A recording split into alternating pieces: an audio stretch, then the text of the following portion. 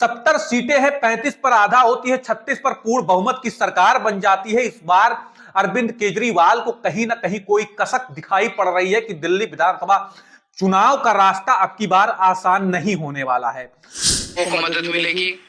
जो गृहिणियां हैं उनको 2100 रुपए से अपने घर में खर्चा चलाने में महंगाई बहुत ज्यादा कर दी है केंद्र सरकार ने, उनकी नीतियों ने, उनको घर का खर्चा चलाने में मदद मिलेगी। कई महिलाएं होती हैं, उनके छोटे छोटे शौक होते हैं, कभी कभी अपने लिए अच्छा सूट, अपनी अच्छी साड़ी भी ला सकती हैं। नमस्कार, राजनीतिक विमर्श में मैं हूं आपके साथ आदित्य शुक्ला। दिल्ली विधानसभा चुनाव में सरगर्मी तेज हो चुकी है। अरविंद केजरीवाल जहां एक तरफ अपनी कमर को कस चुके हैं, तो वहीं पर बीजेपी भी पूरा दमखम अब की बार के दिल्ली विधानसभा चुनाव में झोंक देने वाली है।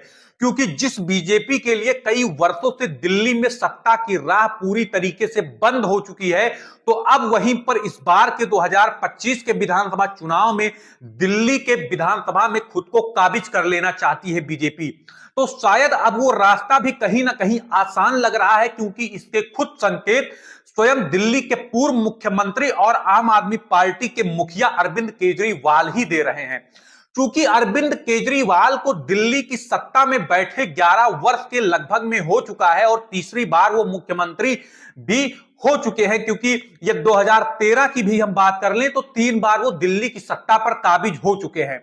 भ्रष्टाचार के आरोप लगने के कारण वो अपने पद से इस्तीफा दे चुके हैं। अपनी पार्टी की नेता आतिशी को वो मुख्यमंत्री बना चुके हैं। तो अब की बार आम आदमी पार्टी की स्थिति इस बार के विधानसभा चुनाव में कुछ ठीक नहीं लग रही है। इस बार के विधानसभा चुनाव में इसलिए भी आम आदमी पार्टी की स्थिति मजबूत नहीं लग रही है, क्योंकि इसका साफ संकेत स्वयं अरविंद केजरीवाल ने ही तमाम साक्षात्कार के माध्यमों से दे दिया है।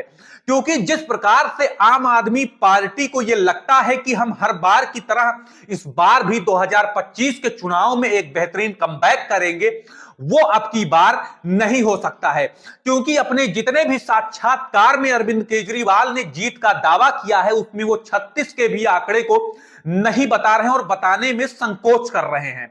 70 सीटें हैं, 35 पर आधा होती है, 36 पर पूर्ण बहुमत की सरकार बन जाती है। इस बार अरविंद केजरीवाल को कहीं ना कहीं कोई कसक दिखाई पड़ रही है कि दिल्ली विधानसभा चुनाव का रास्ता अब की बार आसान नहीं होने वाला है। तो अब की बार वो ऐसा तरीका अपना रहे हैं जिससे पूर्व में 2024 के लोकसभा चुनाव में इंडिया गठबंधन को बहुत ही बड़ा फायदा हुआ। जो एक नारा था 8,000 रुपए प्रति माह लोगों के खाते में आएंगे, महिलाओं के खाते में आएंगे, खटाखट अकाउंट का नाम दिया था, खटाखट पैसे आएंगे। तो उसी खटाखट की राह पर अरविंद केजरीवाल भी इस बार के विधानसभा चुनाव में चल रहे हैं और उन्होंने महिलाओं के खाते में 2100 रुपए देने का वादा किया है। चुनाव की घोषणा अभी इलेक्शन कमीशन के द्वारा नहीं हुई है, लेकिन चुनावी सरगर्मी तेज हो चुकी है। पार्टी के प्रत्याशियों का नाम भी कई विधानसभाओं में ऐलान हो चुका है।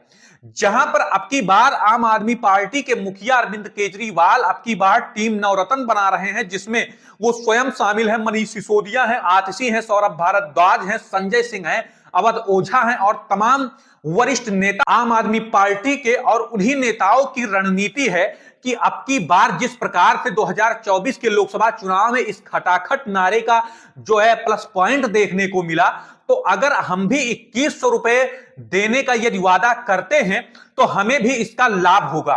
क्योंकि अब की बार जो अरविंद केजरीवाल को दिल्ली विधानसभा चुनाव में जो कसक देखने को मिल रही है, उसको इसी नारे के सहारे दूर किया जा सकता है। जैसा कि मैंने अभी पहले ही बताया कि अभी दिल्ली चुनाव की घोषणा नहीं हुई है, सियासी सरगर्मी महज तेज हुई है। तो अरविंद केजरीवाल ने मौके को भांपते हुए रजिस्ट्रेशन शुरू कर दिया कि सभी महिलाएं आए और रजिस्ट्रेशन कराएं। चुनाव जीतने के बाद में 2100 रुपए उनके खाते में डाले जाएंगे।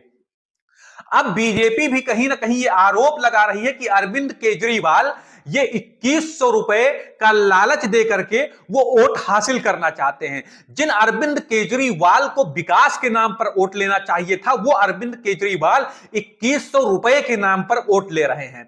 तो वही अरविंद केजरीवाल की पार्टी जब पूरी तरीके से इस विधानसभा चुनाव को लेकर के हतोत्साहित है, तो तमाम प्रकार की रणनीति वो लेकर के सामने आ रही है। चाहे वो 2100 रुपए हो महिलाओं को देना, चाहे फ्री बिजली हो, चाहे फ्री शिक्षा की बात करते हैं, लेकिन वो प्रभावी रूप से कहीं दिख नहीं रहा है। यमुना को सफाने की बात कही गई थी, लेकिन यमुना विगत 2013 के बाद से कहीं भी साफ नहीं दिखी। छठ पूजा में लोगों को एक बार छठ पूजा मनाने के लिए दिल्ली में यमुना में सोचना पड़ता है। तो अब कह सकते हैं कि जिस बीजेपी के लिए दिल्ली की राह कई वर्षों से सूनी पड़ी थी, यदि हम पहले की बात कर ले तो 15 सालों तक कांग्रेस पार्टी थी, शीला दीक्षित जी थी, उसके बाद में अरविंद केजरीवाल को लगभग 11 वर्ष के करीब में हो गए हैं।